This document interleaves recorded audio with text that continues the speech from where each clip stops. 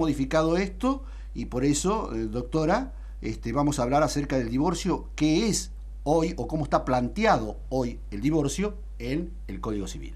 Bueno, el nuevo código establece una sola clase de divorcio, es decir, ha quedado atrás la división entre lo que era la separación personal y lo que era el divorcio vincular, que eran producto de la evolución, tal como mencionaba Jorge, de la evolución de la legislación, y bueno, también como producto de la evolución y de los tiempos modernos que estaban requiriendo un trámite menos engorroso, un trámite más rápido, surge este nuevo divorcio que tiene algunas características, digamos, diferentes a la anterior.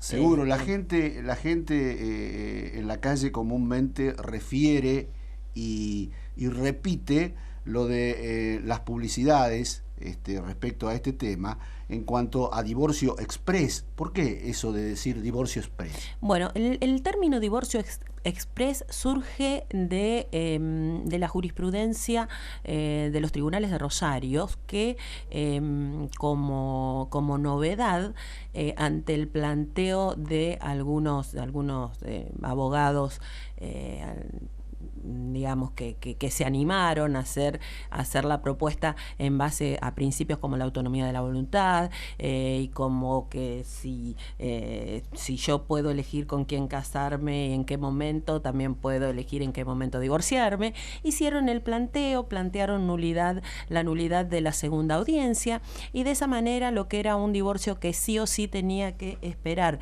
60 días entre una audiencia y otra, pasó a ser de pronto en un trámite que, una vez presentado y la primera entrevista con el juez, dictaba el divorcio.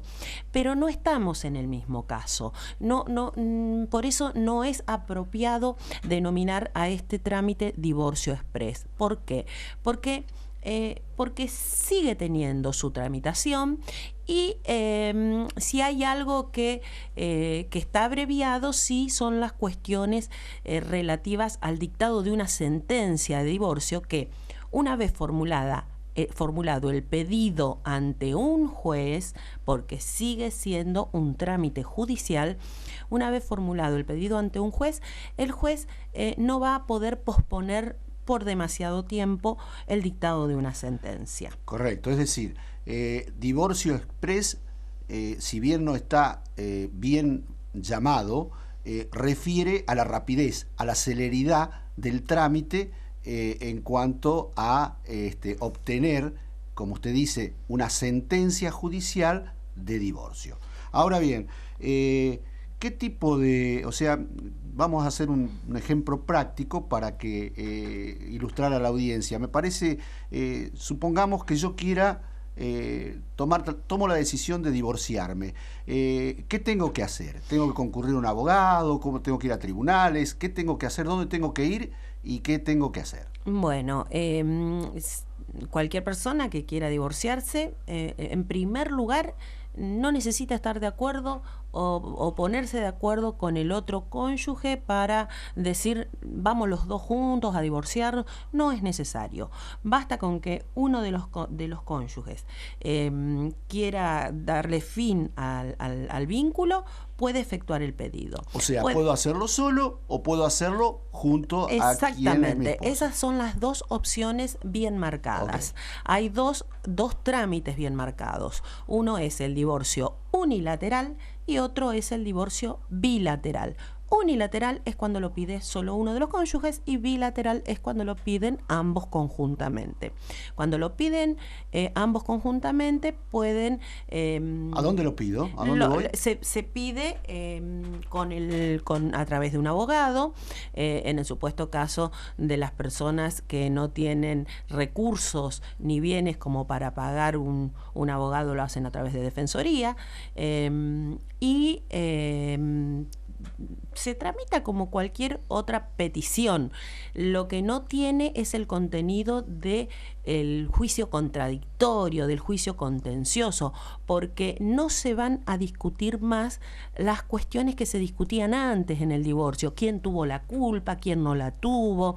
Si pasaron los 3 años desde que estamos casados, si no pasaron, si estamos separados, si no estamos separados. Esas cuestiones que antes se tenían en cuenta para poder acceder al divorcio ya no van a ser necesarias como requisitos. O sea que... basta con querer. Basta con querer. O sea, la petición puede venir incausada, es decir, no tener causa. Antes sí, antes o tenía que tener una causa de justificación, malos tratos, adulterio. En este caso no hay. Esto es lo que se denomina divorcio remedio. Digamos, doctrinariamente se le llamaba estaba el divorcio sanción y el divorcio remedio. El divorcio sanción era cuando había injuria, malos tratos, adulterio, bueno, todas esas cuestiones Causales, sí, que eran las causales para poder concurrir a pedir el divorcio, desaparecieron.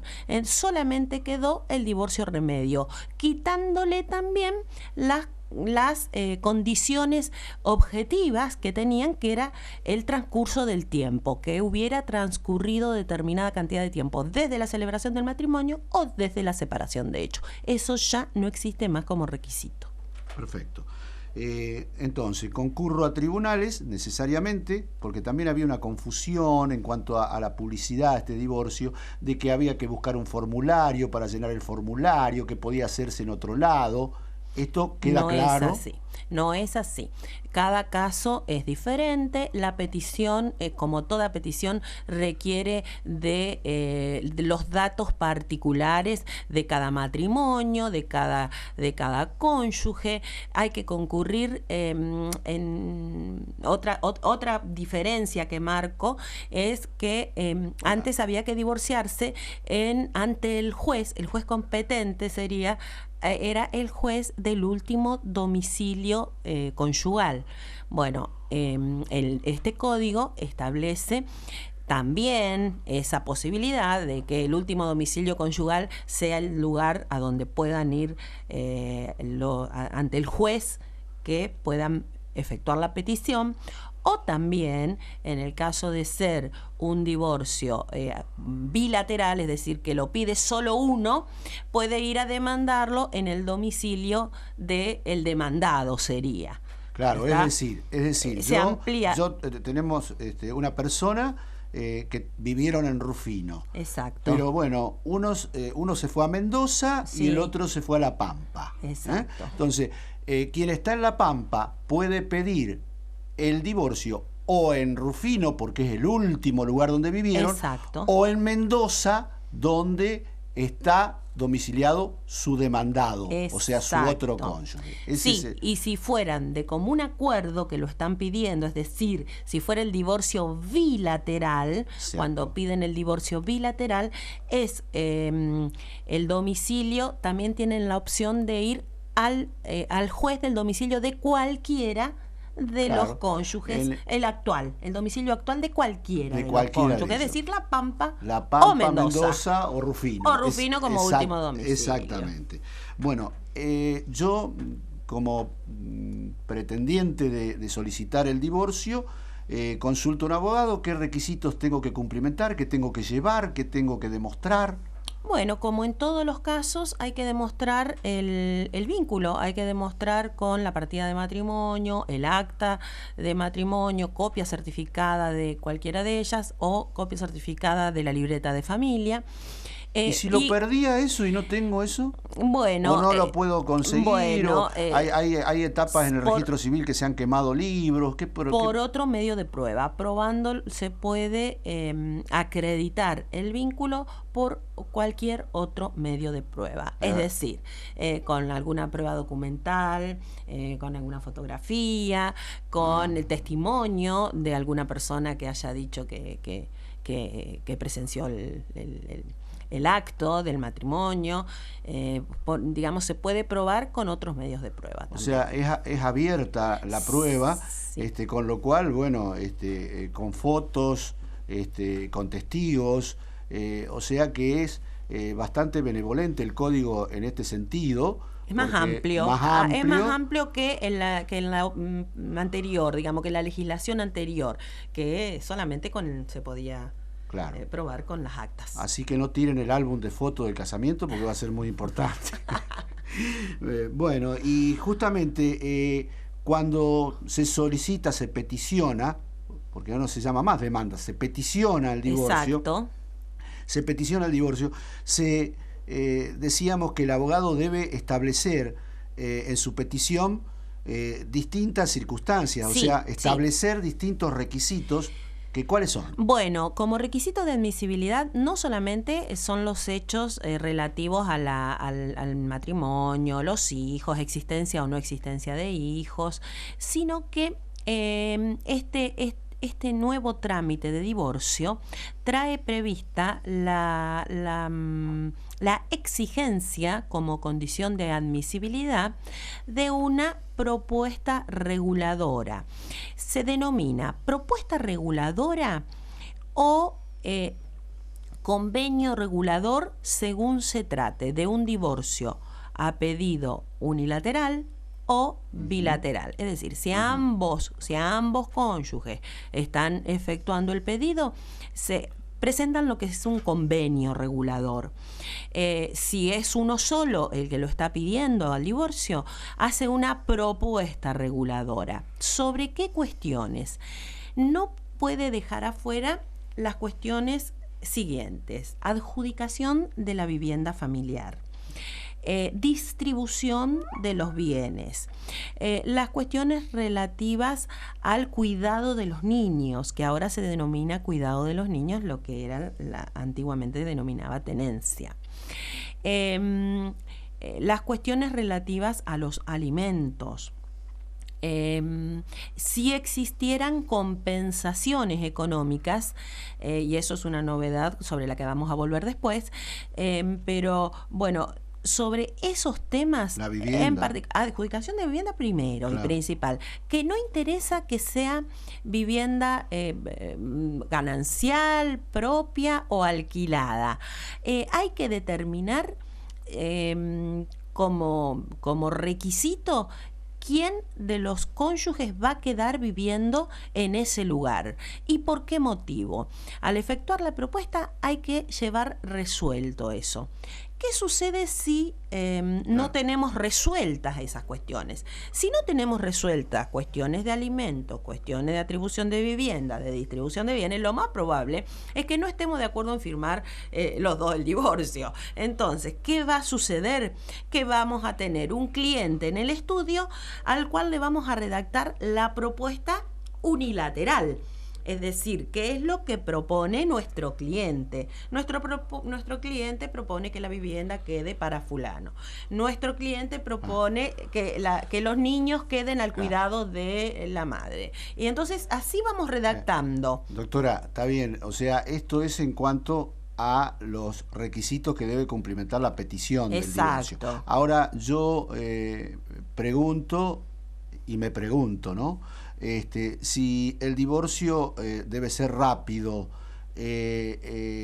¿cómo puede ser esto? Todas estas cuestiones que refieren a vivienda, a hijos, a patrimonio, ¿no pueden dilatar el divorcio o la sentencia de divorcio? No lo van a dilatar porque lo que prevé el código, el nuevo código, es que no suspenden cualquier incidencia que se suscite relativa al convenio regulador o a la propuesta reguladora. Claro. Cualquier incidencia que se suscita tramitará por la vía incidental sin demorar en ningún caso el dictado de la sentencia de divorcio. Es decir, vamos a tener el pedido de divorcio y una propuesta, si es hecha por ambos cónyuges. Va a salir una sentencia que va a decretar el divorcio y va a homologar lo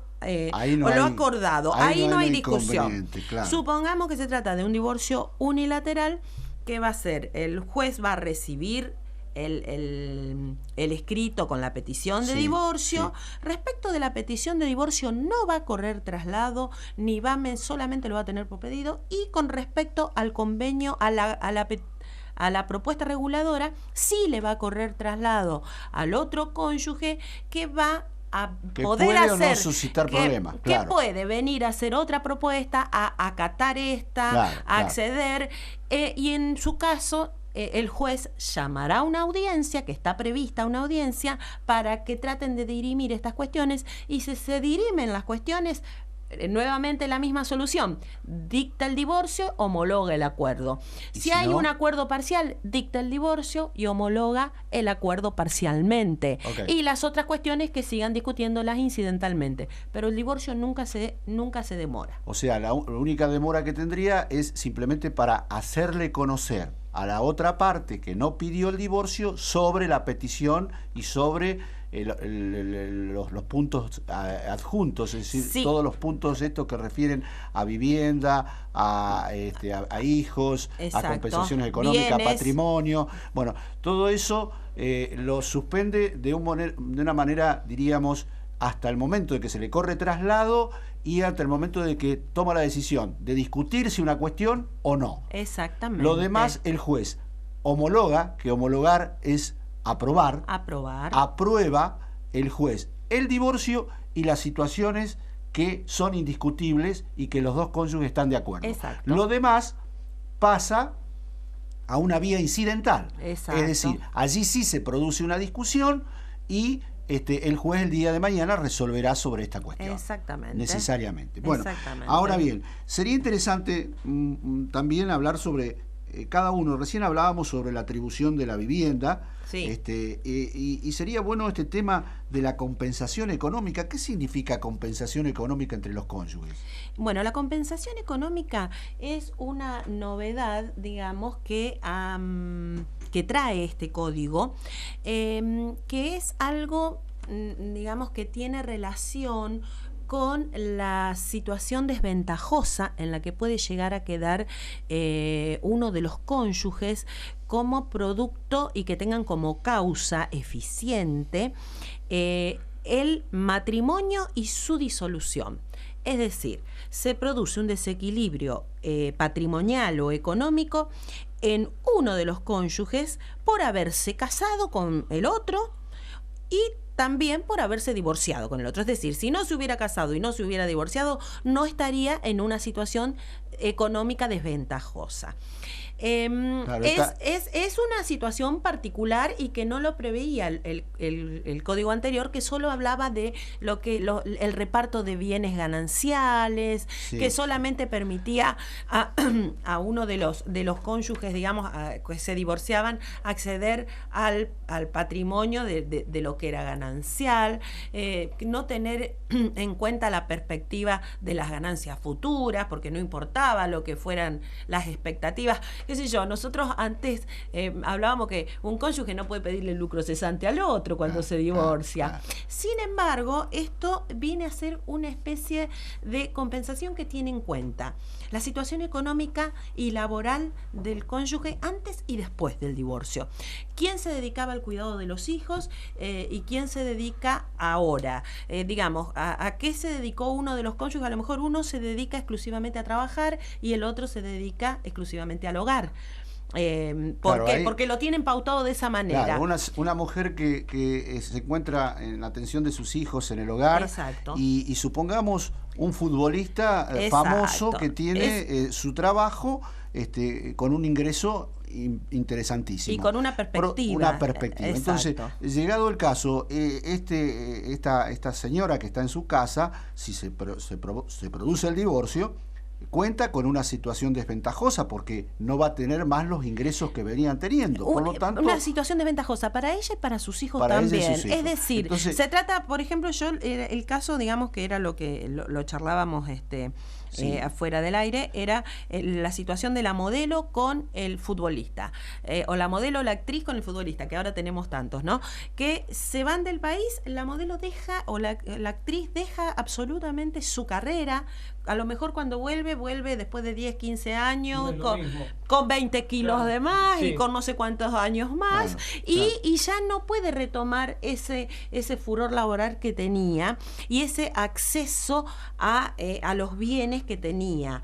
Entonces, de esa manera se ve perjudicada por el matrimonio y por el divorcio. Entonces tiene derecho a pedir ese tipo de compensación. Doy este ejemplo que es el más visible, pero hay muchos ejemplos que pueden que se dan por estos supuesto. casos de desequilibrio económico, y se puede pedir la compensación, que puede ser por una vez, puede ser una renta, puede ser el usufructo de un bien, pero lo que no se debe confundir es con las prestaciones alimentarias, que es otra cosa, y tampoco se debe confundir con las recompensas, son otra Perfecto, cosa. otra cosa que ya vamos a hablar en otro momento. En otro momento. Y con respecto a los hijos, ¿también deben mencionar algo? Sí, con respecto a los hijos, este convenio regulador tiene que mencionar el cuidado de los hijos, que puede ser alternado, puede ser, puede estar a cargo, digamos, pero el principio general que establece es compartido, es el régimen compartido. Claro, pero hay que establecerlo. Vemos que hay una integridad, no solo una petición de divorcio, sino una integridad en cuanto a todas las circunstancias que rodean al matrimonio. Hay una integridad. Que rodean al matrimonio, y el patrimonio también. El patrimonio también. El patrimonio también, que esto es una desventaja en realidad del código. ¿Por qué? Porque nosotros sabemos... Hasta ahora me gustaba, ahora... No, porque nosotros muchas veces hemos dejado librado... criticarlo. Resolvíamos el divorcio. ¿Cuántas veces han venido al estudio a resolver el tema del divorcio? Y cada cual sigue por su lado, y el patrimonio quedaba como una unidad económica que se diluía en el tiempo la resolución de la disolución, según las distintas incidencias que había. Bueno, existe la obligación, al menos en el código, de denunciar la totalidad de los bienes, lo cual lo torna muy oneroso. Bueno, pero doctora, me parece que hemos graficado de manera prudente todo esto. Habría mucho tiempo para conversar cada uno de los temas. En cada uno de los temas vamos a tener libros y libros, sentencias y sentencias el Recién día de mañana. Empieza esto. Recién empieza, pero realmente con su explicación, doctora, hemos tomado conciencia de la nueva práctica que es con la aplicación del nuevo código, y me permito en forma particular en pensar que ha sido un gran avance y tiene muchas bondades esto, tratando de cubrir los mayores aspectos que, como usted decía recién, a veces cuestiones que quedaban en el tiempo y que no se resolvían, hoy están previstas, están la posibilidad de hablarlo al principio y está la posibilidad de acordarlo, con lo cual es muy práctico y viene muy bien, ¿no? Sí, nos obliga un poco a los profesionales a colocarnos en la situación. Sí, estoy de acuerdo con todos estos puntos, con la mayoría, salvo los que mencioné, que no estaba de acuerdo, y por una cuestión económica nada más, pero nos obliga a los profesionales a colocarnos en una posición conciliadora más allá del conflicto, digamos. Esto trata de evitar la litigiosidad. Digamos, es extremo, la litigiosidad es el punto extremo de estos divorcios. Tratemos siempre de llegar al acuerdo porque precisamente el grupo familiar sufre y sufría mucho lo que eran los divorcios contradictorios. Entonces, ni hablar, una causal de divorcio, ya sea por malos tratos, por calumnia, por adulterio, por lo que fuera, siempre resultaba muy doloroso y dejaba secuelas. Por supuesto, no es lo mismo que esto es un divorcio remedio. Doctora Carolina Cles, doctor Jorge Díaz.